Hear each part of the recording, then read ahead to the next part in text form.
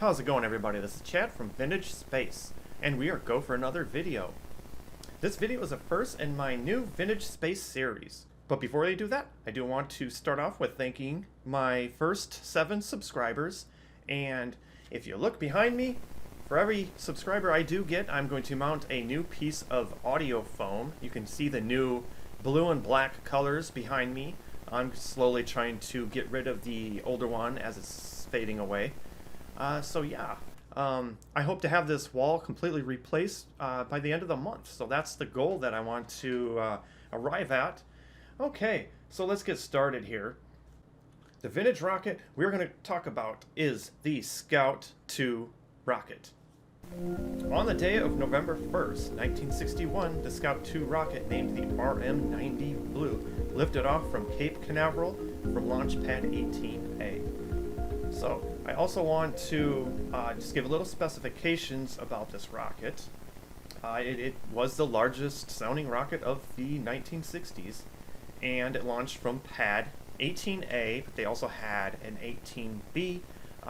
This pad was actually for the Vanguard rocket.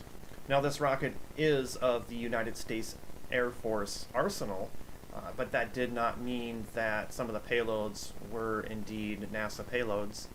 So talking a little bit more about these stages of the rocket, I want to go back to the first stage and go through kind of the ISP and thrust levels that each stage did have.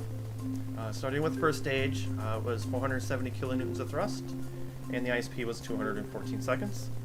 The second stage boosted about 259 kilonewtons of thrust, and the ISP was about 262. Third stage had 60 and a half for thrust. ISP was about 256. And that final stage, 256 ISP with a thrust of only 12 kilonewtons. Just a quick rundown of the performance of the rocket. It was capable of lifting 30 kilograms of payload into low Earth orbit. And the Scout rocket had its final launch on June 9th, 1965.